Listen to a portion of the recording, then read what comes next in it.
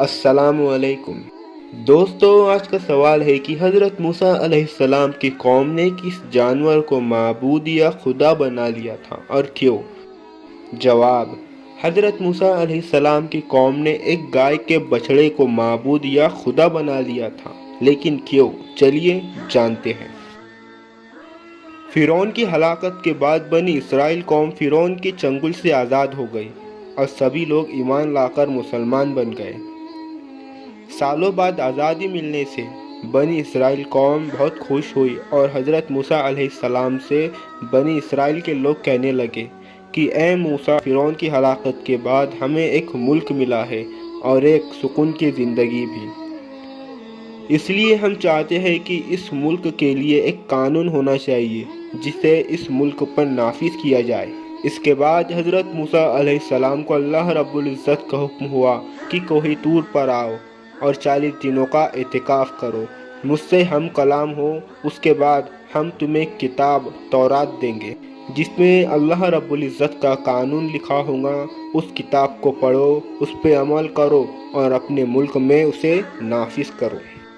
हज़रत मूसा अलैहिस्सलाम ने अपनी कौम की जिम्मेदारी अपने भाई हज़रत हारून अलैहिस्सलाम को सौंप दी और कोही तूर पर चले गए और 40 दिनों तक इबादत में मशगूल रहे। बनी इसराइल कौम में एक शख्स था जिसका नाम सामरी था, जो कि एक जादूगर था। सामरी दीनी तौर पर एक गुमराह और बेदीन इंसान था। सामरी को एक दिन एक शरारत सूझी और उसने लोगों से कहा कि मैं तुम्हें तुम्हारा खुदा तुम्हारे सामने दिखाऊंगा, इसलिए तुम अपने पास का सोना और चांदी जमा करो। लोग सोना और चांदी जमा करके सामरी के पास देते हैं।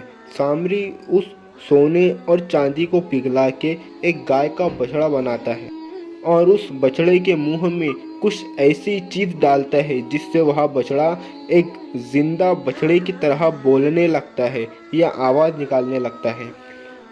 लोग ये देख के बहुत कश्मकश में पड़ जाते हैं।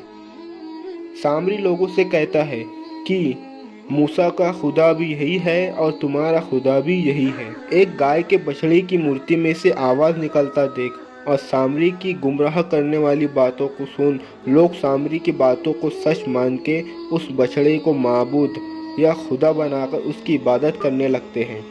हज़रत मूसा अलैहिस्सलाम के भाई हज़रत हारून अलैहिस्सलाम को जब ये बात मालूम होती है तो वो लोगों को समझाते हैं कि ये सब गलत है, लेकिन कुछ लोगों को छोड़ बहुत से लोग हज़रत हारून अलैहिस्सलाम की बात मानने से इनकार करते हैं और आपस में झगड़ा करने लगते हैं। कौम के हालत बिगड़ता देख हज़रत हारून अलैहिस्सलाम सब्र करते हैं और हज़रत मूसा अलैहिस्सलाम के वापस आने का इंतज़ार करते हैं। 40 दिन बाद जब हज़रत मूसा अलैहिस्सलाम अल्लाह रब्बुल इज़्ज़त से हम कलाम और तौरात शरीफ साथ लेकर आए और अपनी कौम को एक बछड़े की इबादत करते देखा तो आपको बहुत जलाल आ गया। आपने अपने भाई हज़रत हारून अलैहिस्सलाम की दाढ़ी और सर के बालों को ज़ोर से पकड़ के पूछा, तुमने जब देखा कि कौम बछड़े की इबादत कर रही है तो तुमने रोका क्यों नहीं?